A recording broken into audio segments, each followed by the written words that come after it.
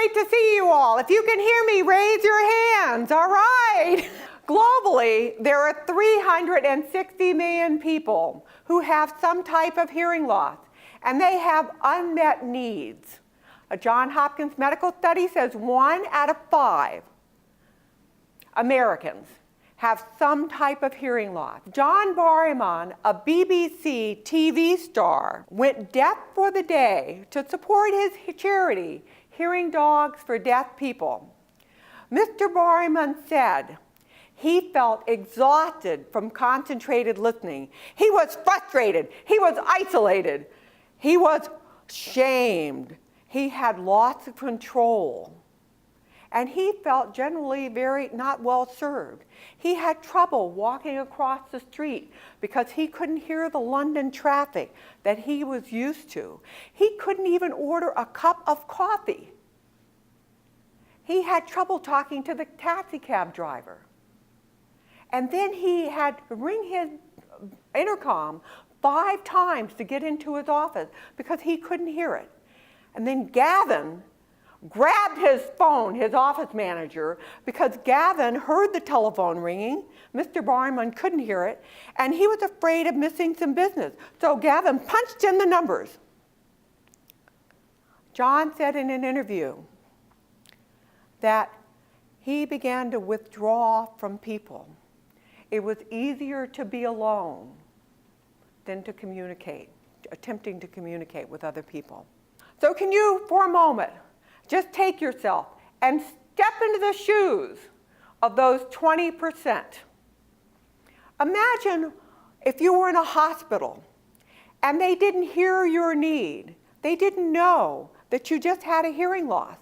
Maybe they diagnosed you, an older person, with dementia or Alzheimer's or something along that line. Or if you were shopping, purchasing, and you walked into the store, imagine how it would feel because the sales rep doesn't know that you need extra help. So today, I'm going to help you learn some heurific communication techniques. People say, well, what is heurific? Well, according to the ADA law, we're called hard of hearing. How hard is hard? Hard is hard. And we don't want to be impaired either. So therefore, we're going to be heurific and terrific.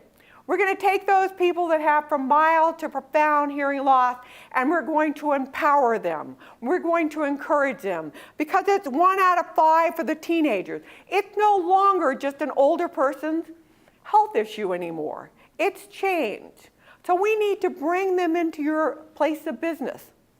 We need for you to be able to communicate with your coworker well.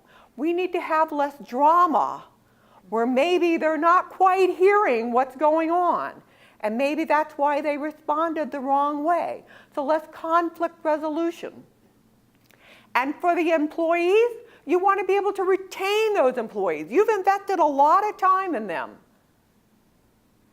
So hearing loss is a diverse issue. I do know of a case here in San Diego, Fortune 500 company, where the lady was let go due to a hearing loss, because the manager was unaware of this particular health issue. That wouldn't happen to the 2.2 million wheelchair users, nor would it happen to the people with the cane. So I'd like for businesses to be able to consult with me so that they can get communication disorders in place so that they know what to do. People say, well, why you, Teresa? Why did you do this? I grew up with a hearing loss my entire life. 50% and 55, so that's where it's at. So I'm one of that 20%. I didn't get my first set of hearing aids until I was 22 years old, after I finished nursing school. I was turning 50 years old, I was getting a divorce, and I decided to take my 2 kids skiing and several of their friends on a trip up to Mammoth. It was glittering snowflakes up on the ski slope. It was the last day. It was the last run. Given all that I was going through, it was a great day. And there I was, just swishing down the slopes. And all of a sudden, crash! Pop, pop! My skis came off. When I came back to the world, I don't know if I lost consciousness or not, I looked up and I see some man a few feet above me, skis on and all, smirking at me. When I finally got my skis back on, I looked at him and I said, "Did you see me?" And he yelled back at me, "Didn't you hear me yell to the right?" Well, I decided, given this man's manners, it wasn't really worth my time. So luckily I was able to ski on down the ski slopes and get the kids. Then a couple weeks later, I'm talking to a neighbor over a glass of red wine, which is ear healthy for you. There are foods that you can eat to prevent and improve hearing loss. I do give classes on that, for what foods you can eat. So what happened was, when I shared 2 life-insulting stories with my artist neighbor, she said, "Teresa, they can't see you have a hearing loss." And thus came the concept of creating a hearing-friendly logo that people can see. When we bicycle, we can wear it right here. When we ski, we can wear it right there. When we're in business meetings, we can have reserved seats for the boardroom that needs to be in the middle. When we're in conferences like this, you have a seat 2nd or 3rd row back towards the aisle. That would be your ideal seat. What happened was I decided to give up ER nursing and to care for the world in a different way. So I promised you in the beginning I would give you 3 strategies to identify the heurific individual. We normally are staring at you intently. So if you're walking into the store, we're looking to find out, okay, what person looks like they have good body language that will be open to talking to me? Because we have a little bit of insecurity about that. Number 2, we often dominate conversations because it's easier to talk than it is to listen. So if you find somebody that's constantly talking, then just realize they may have a hearing loss.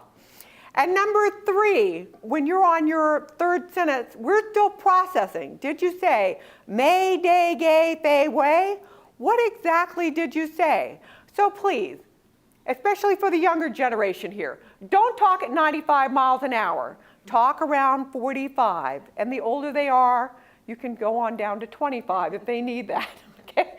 So just slow it down. And for those of you who are talking to us, I do have on site what the hearing impaired or the heurific community needs.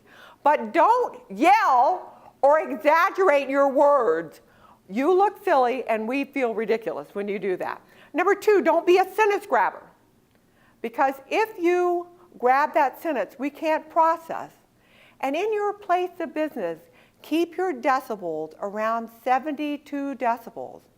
Because at 72, we with hearing aids can hear well, and it will conserve your employees' health as well.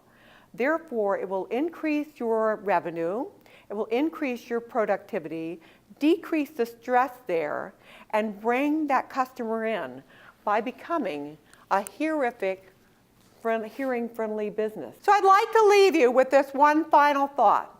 Mark Twain said that kindness is something that the blind can see, and kindness is something that the deaf can hear.